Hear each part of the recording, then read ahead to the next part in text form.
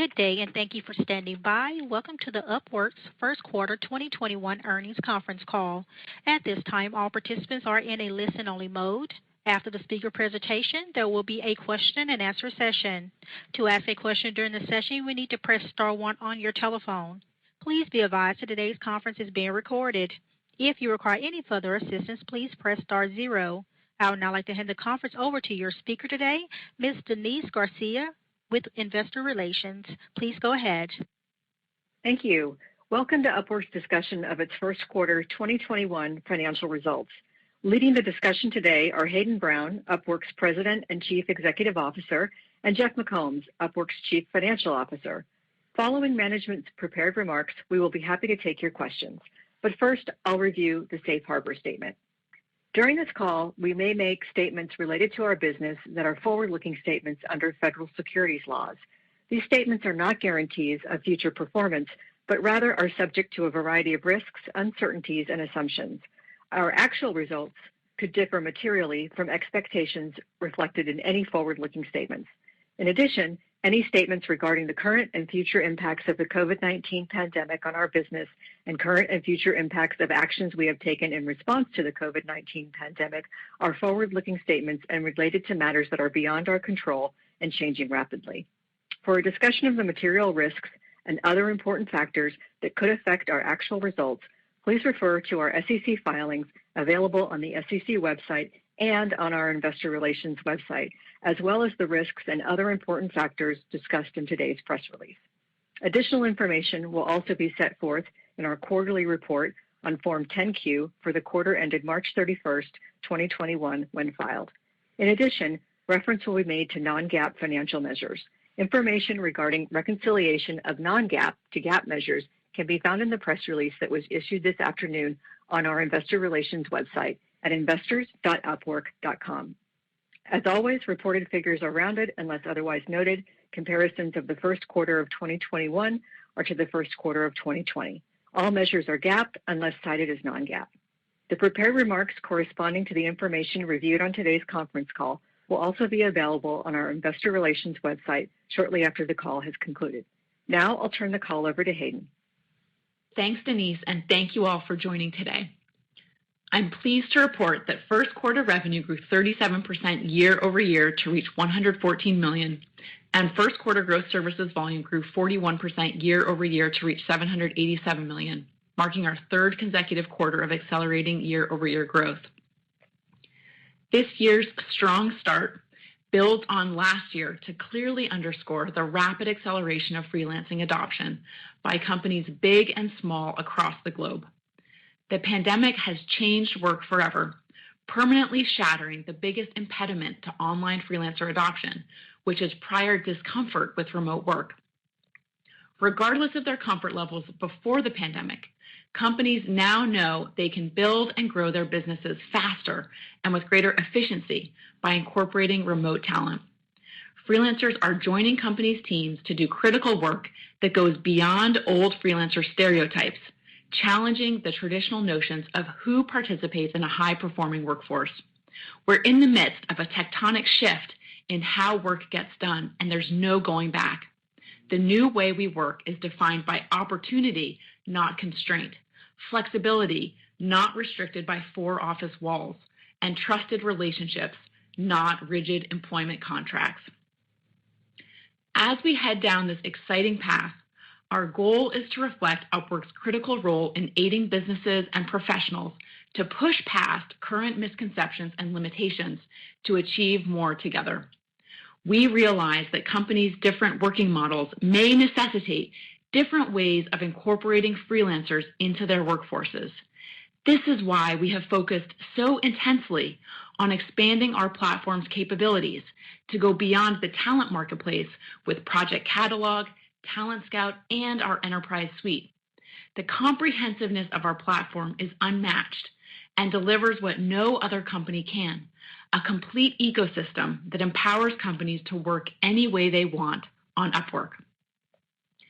Despite our strong performance over the past year, we haven't shown a bright enough light yet on our breadth as a core differentiator. That's why we are introducing our industry category today, calling it the work marketplace from now forward. Our strategy remains unchanged, but starting today, we are turning the floodlights on all the ways that companies can work on Upwork, because this breadth and depth enables customers to get exactly what they need, exactly how they want it. We will seek to introduce more companies to this incredibly unique value of Upwork and to help those customers leverage the comprehensiveness of our offering to even more rapidly evolve their Upwork experience from single transactions to strategic engagements. Our goal is to become the always-on solution for all companies of every size, hiring and managing freelancers at scale. We are unveiling a new identity and advertising campaign to show companies and freelancers what is truly possible in this new world of work and how Upwork's work marketplace experience can help them achieve more together. I'm so excited by where work is headed and by the unique opportunity Upwork has to enable the entire work marketplace industry. We can see that this journey is already underway through our strong first quarter performance, which I would like to now focus on by discussing the key drivers of our growth. I'll start with new client acquisition. In the first quarter, we grew new clients by 55% year over year, marking our fourth consecutive quarter of accelerating growth rates. We continue to execute with discipline against the marketing strategy we put in place last year. As an example, our SEM performance continued to strengthen quarter over quarter as we were able to increase SEM acquired new clients by 113% in Q1, while meaningfully lowering our cost per acquisition. We are pleased with our client acquisition performance to date, and we see continued runway for further growth and optimization across SEM, SEO, mobile, and international. Next, I'd like to discuss client retention. The strength of our model was evident in the increase in client spend retention from 102% in Q4 2020 to 106% in Q1 2021, the fastest acceleration we have seen in the last 5 years. As a reminder, this metric measures the spend retention of clients who were with us 13 to 24 months ago. We also saw strong retention in our more recently acquired clients. For example, clients acquired in Q4 2020 increased spend by 9% in Q1 2021, which is also the highest quarter-over-quarter growth in spend retention that we have seen in the last 5 years. Furthermore, we grew our core clients by more than 7,000, approximately 61% more than the increase we achieved in Q1 2020. Next, I'd like to touch on our sales team, which saw strengthening performance this quarter as the previous quarter's adjustments normalized. Q1 was our strongest quarter ever with respect to the number of new enterprise clients signed, which grew more than 40% quarter over quarter. Sales cycles have also been shortening, with standard deals down significantly to around 3 months and compliance deals averaging around 6 months. The number of customers spending more than $1 million with us over the trailing 12 months was up 15% quarter over quarter, and the number of customers spending over $100,000 in the trailing 12 months was up 27% year over year. Given these strong signals, we're considering increasing investment as early as Q3 2021. I noted earlier how we are focused on helping our clients evolve their experience with Upwork from single transactions to strategic engagements. I'd like to highlight one sales-enabled customer, Digicel, which has gone through this exact transformation, seeing their Upwork engagement expand as they uncovered the true value of our platform. Digicel started with us over a year ago to localize creative ad content for their holiday campaign. Subsequently, as they contemplated a global relaunch of their brand, they realized this would be a highly complex effort requiring talent and coordination across 32 markets. This is where the global depth and breadth of the Upwork offering came to bear. Digicel leveraged Upwork's global talent pool to complete the project, reaping the benefits of the reality that new ways of working have enabled more innovation, fresh ideas, and increased agility. A global Fortune 500 consumer packaged goods company is another example of how companies are increasingly embracing freelancers and leveraging Upwork to get core work done. This company is using freelancers on Upwork to help with product market fit and user engagement through their online channels. The team began using Upwork in June 2020 to help with a simple landing page design, and over the course of several months, engaged a team of freelancers to develop a sophisticated website with integrated online chat, social proofing, and an online library, among other features. The company continues to engage the freelance team as essential partners, providing quick execution of new user engagement ideas and testing the demand for potential new service offerings. These two examples showcase companies discovering that building a virtual talent bench of trusted, highly skilled freelancers empowers them to instantaneously scale up and down their teams, realizing agility and cost efficiency to meet the changing demands of their businesses and prevent their teams from burning out.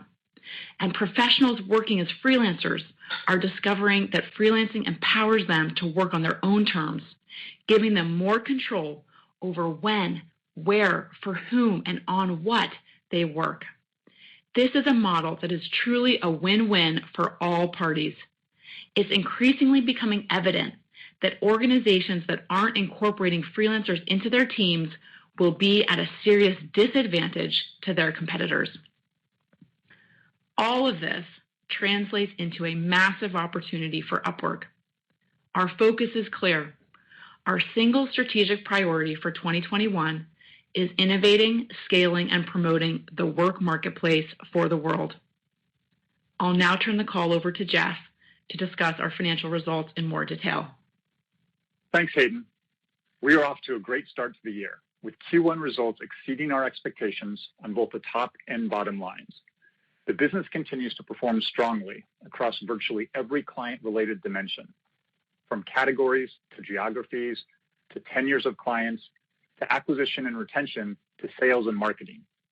On the talent side, we were also very excited to see the strong year-over-year growth in the number of freelancers who were active in the quarter, which accelerated for the fourth consecutive quarter. Now I will discuss the financial results for the first quarter of 2021 and provide our revenue and EBITDA guidance for the second quarter and updated guidance for the full year 2021, which we included in our earnings release filed earlier today. GSV in the first quarter was $787 million, with strong year-over-year growth of 41%. Revenue grew 37% year-over-year to $114 million in the first quarter. Marketplace revenue for the first quarter was $105 million, reflecting a year-over-year increase of 40%. Managed services revenue grew 6% to $8.9 million for the first quarter. Total core clients grew by approximately 18% year-over-year, or 7,000 in the first quarter to 152,000, with gross new core clients in the quarter growing 46% year-over-year and net additions of core clients up 61% year-over-year. Our overall take rate in the first quarter was 14.4%, down from 14.9% in Q1 20 and down slightly from 14.6% in Q4. This decrease was expected and driven primarily by the fact that marketplace revenue grew faster than managed services revenue, which has a 100% take rate. Normalizing for this mix shift, our marketplace take rate in the first quarter was 13.5%, down just slightly from 13.6% in Q1 20, driven by the changes to our Connects program, which we implemented in Q4 and are performing well. Marketplace take rate for the quarter was in line with a 13.5% in Q4 20. Non-GAAP gross profit was $83 million for the first quarter, or 73% of revenue, compared to 72% in the first quarter of 2020. Non-GAAP operating expenses for the first quarter were $79 million, representing 70% of revenue, down from 75% in the prior year, with G&A decreasing from 17% to 14%, sales and marketing decreasing from 36% to 34%, R&D remaining flat at 21%, and transaction losses remaining flat at 1%.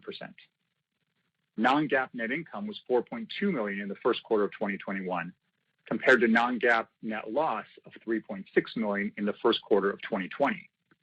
Our basic and diluted non-GAAP net income per share were 3 cents in the first quarter of 2021 as compared to non-GAAP net loss per share of 3 cents in the first quarter of 2020. Adjusted EBITDA was $6.9 million in the first quarter of 2021, compared to an adjusted EBITDA loss of $1 million in the first quarter of 2020. Now let's move on to guidance. We are guiding second quarter revenue to between $119 million and $121 million, and are increasing our full year revenue guidance to between $480 million and $490 million, representing 30% year-over-year growth at the midpoint. We continue to expect GSV growth to be slightly stronger than revenue growth, as marketplace revenue will likely grow faster than managed services revenue, and due to changes we have made to our Connects program, they're driving better liquidity in the marketplace and higher GSV while lowering Connect-specific revenue. We are bullish about the investment opportunities in front of us and will continue funding growth initiatives while closely monitoring our performance to achieve our return thresholds. As such, we expect second quarter EBITDA to be between $2 million and $3 million, and are increasing our full year EBITDA guidance to $16 million to $20 million. We also anticipate a $7 million to $8 million G&A expense in Q2, which is an impairment charge we expect to recognize pending the completion of the subleasing of our Santa Clara facility to a third party. This will not be reflected in our EBITDA calculations, and as such, is not reflected in our EBITDA guidance. Cash and marketable securities were approximately $170 million at the end of the first quarter. We hope you can all join us for our virtual Investor Day on June 15th. We look forward to sharing more details about our plans for the future and potentially new metrics, as well as introducing our extended management team. Thank you. We will now take your questions. Thank you. Ladies and gentlemen, if you'd like to ask a question at this time, please press the star then the 1 key on your touchtone telephone. To withdraw your question, press the pound key. Please stand by while we compile the Q&A roster.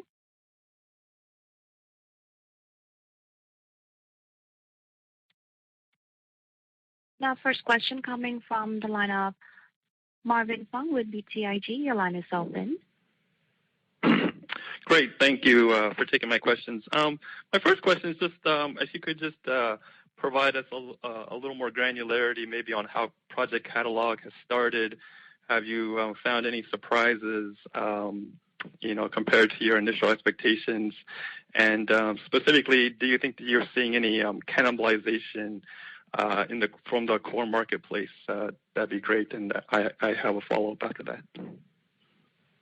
Sure, Marvin. So the finding on catalog so far is definitely still early days, but what we're seeing is this is additive to the business. And certainly it's underscoring the power of our work marketplace strategy, because even though this is early, what we're seeing is great signals that customers who are attracted to Upwork based on seeing SEM or other campaigns around catalog, sometimes they convert for catalog, and sometimes actually they end up converting to do talent marketplace as their first project.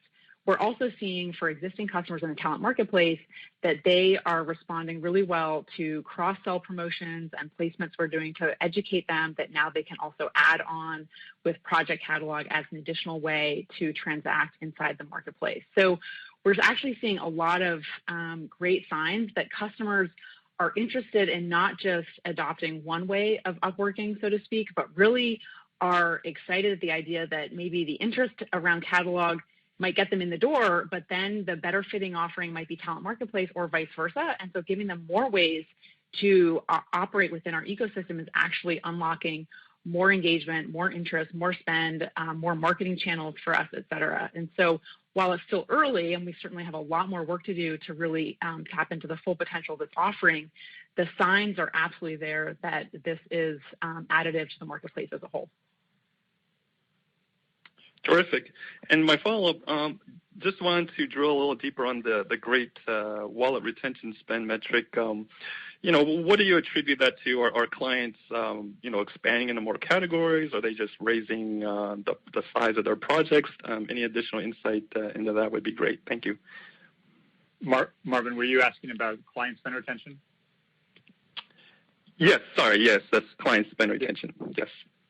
Yeah, absolutely. We saw the really really quick acceleration from the 102% to 106%, which is the fastest, I think, in the last 5 years or so, and probably even longer going back before then. And as we've mentioned in the past, one of the dynamics with that metric is that it's fairly lagging in nature.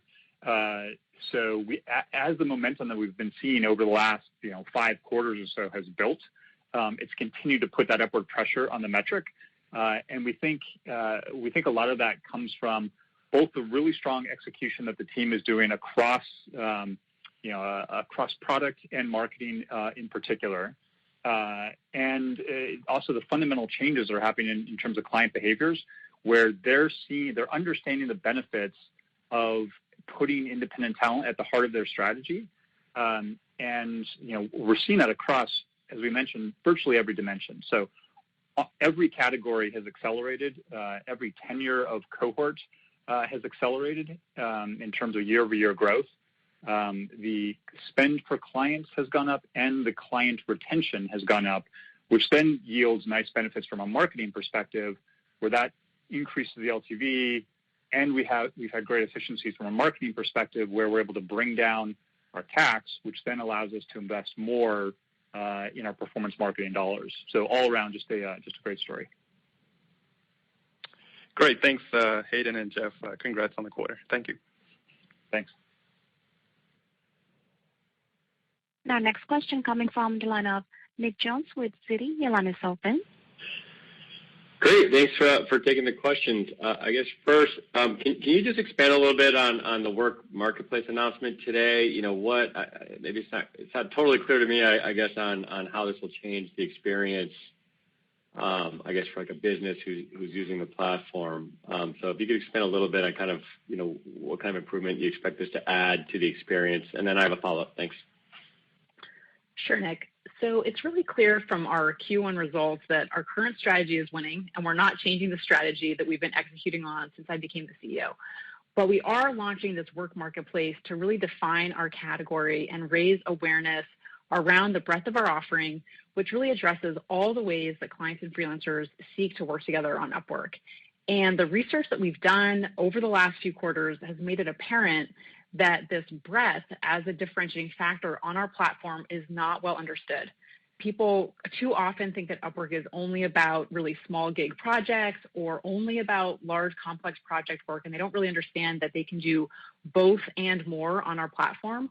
So it was time to really shine a light on the fact that they can do all of these things on our platform, because we understand that there is a big awareness gap in the market that we need to close to reach our full potential and really unlock that full $1 trillion TAM that we're going after. So building awareness for our category and the solution is really how we plan to become this always-on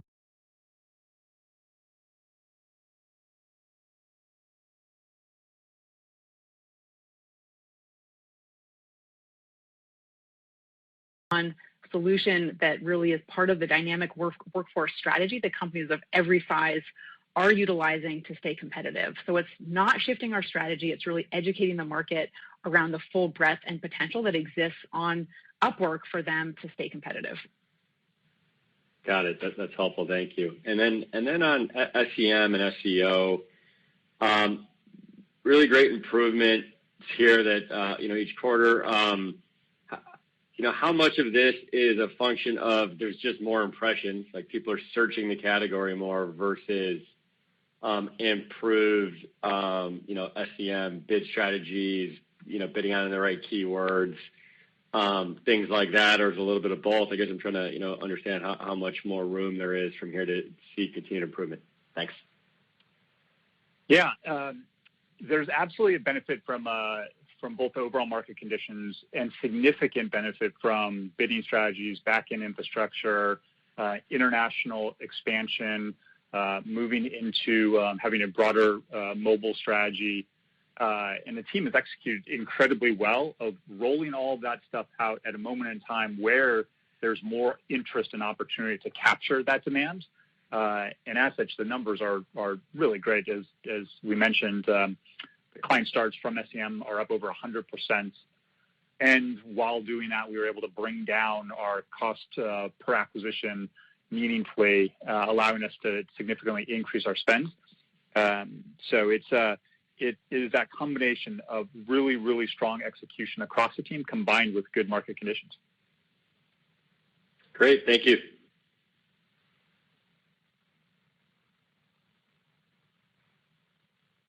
And as a reminder, ladies and gentlemen, to ask a question, please press star 1 on your touchtone telephone. And our next question coming from the line of Brent Thill with Jefferies. Your line is open. Hi, thank you. This is John Bian for Brent Thill. Had 2 questions. One on investment in go-to-market. Wondering how you're changing that at all this year, especially toward the enterprise, and whether you had any sales reorg or quota changes. And then on the enterprise clients, just wondering about their behavior, how that has changed now that we're more than a year since the onset of COVID. I mean, is the way that they're using Upwork changed meaningfully at all? Any more categories that have emerged? Thank you. Sure, I'll start. With respect to the sales side and the enterprise side, as you mentioned, well, maybe take a step back. You asked first about go-to-market. So we've seen a increase in sales marketing spend, in line with probably overall revenue growth rate, which was driven by more of an expansion in our marketing spend than our sales spend, for all the reasons that we've talked about in the past. Which is that we made the changes to our sales force in Q4 of last year, and have been rolling those out in the end of Q4 and the end of the first quarter, and the team has done a great job of doing that. It really hasn't been that long since those changes were made, and the numbers that Hayden mentioned on the call, we're extremely pleased with. They had a 40% quarter-over-quarter improvement in terms of the number of deals that they closed. Sales cycles are shortening. The number of our large spenders is increasing materially, and so we feel good that we're in a good position with respect to the unit economics at the scale that we're at, and really now we want to turn our attention to how do we scale that in an operationally balanced manner. And so we're considering increasing investments there as early as Q3, as Hayden mentioned. And we see a significant opportunity there. Just want to be balanced in terms of how we do it. With respect to the second question on overall, client behavior, I guess I'd say if I'll start with enterprise client behavior, I'll hit a few tactics and maybe Hayden can add in. Clients throughout the pandemic, clearly, any misconceptions that clients had about their inability to grow and build their businesses with a remote workforce have been fundamentally altered. They now see that this is a way that they can absolutely take their company to the next level and deal with all sorts of dynamics that hardships and rapid expansions impose on their companies. And so during this period, we've seen across the broader business, increase in retention rates, increase in spend per clients, and we've seen that across, virtually, when you look beyond enterprise, virtually every category of the business. So it's not that it's simply happening in web mobile software development or sales and marketing or design and creative, but really across the board in every category. I think, anything to add to that? I'd add, I think the numbers are really reflecting a broader narrative that we're hearing as we talk to CEOs and other executives who are universally just much more open-minded and curious than ever before about finding new solutions to old problems. And the 2 problems that they have constantly been banging their heads against the wall about are how do they compete in the war for talent and take advantage now of the remote work skills they've gained to compete for talent in this new world of work that they're finding themselves in. And the second old problem they've had that now they're trying to find new solutions for are getting more out of their teams without burning them out. And how do they increase efficiency and agility in their businesses without burning everyone out and kind of getting into a problem there. And so those 2 challenges really converge at Upwork, where we offer them access to talent that they absolutely need and a path to augmenting their workforce strategy that is absolutely critical with our work marketplace offering in a way that kind of unlocks all of these things that are problems that they had before the pandemic, problems they're facing today, problems they know they will face going forward, even after the pandemic is behind them. So we're having a lot of success right now, as evidenced in our numbers, with these conversations and with the kind of evolved mindsets of so many executives who are trying to solve these problems with new tools like Upwork. Very helpful. Thank you.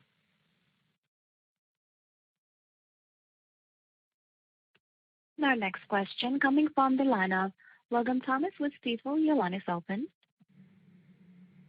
Hi, Hayden and Jeff. Just a question on the advertising and marketing around the rebranding campaign. I think the release mentions some broadcast and video spots along with other supporting channels. Are you sharing how much incremental investment you're anticipating to put behind this campaign to the extent that it's worth noting, and is this reflected in the updated EBITDA guidance? Would assume so, but just want to ask. And then is there a level of payback on this that investors should be thinking about, or are we more focused on, awareness and branding at this point? Great, thanks for the question. So we're not disclosing the amount right now. We are looking to, growing our awareness of Upwork, of our brand, of the value proposition to our clients and freelancers is critical. We see a significant opportunity, and this is an important way to do that. We're not disclosing the specific numbers. It is obviously reflected in our guidance. We absolutely are, staying close to the performance. Clearly, these are not all performance marketing dollars, but we'll be looking at what is the return that we're getting across every dimension that we possibly can, and would love to find opportunities to continue to grow that awareness, and doing so in a financially prudent manner. And we'll continue to look for those opportunities in the future. But it is all reflected in both the Q2 and full year guidance we provide. Okay, and appreciate that, Jeff. And one follow-up, if I can. Are there, is that a U.S. focused, will that be U.S. focused spend, particularly around branding? Are there other kind of key markets you're thinking about? And then, in hand with that, could you maybe update us on just how you're thinking about the international strategy, just a general update, but also how you're thinking about gaining market share and some of the large international markets where you might be relatively even less penetrated. Thanks. Yeah, our focus right now is on the U.S. because we still feel like we have a ton of runway in the U.S. and we're trying to unlock the U.S. market, but we're also doing some global and international advertising as well. Predominantly places that are English speaking is a big focus for us because today that's where our website is focused on, kind of still unlocking that opportunity. But we have seen a lot of traction with English speaking folks globally, even in non-U.S. and non-English speaking markets traditionally. So our marketing focus is distributed with a heavy focus on the U.S. right now and a lot of runway in other markets over the next couple of years. Okay, thanks, Hayden.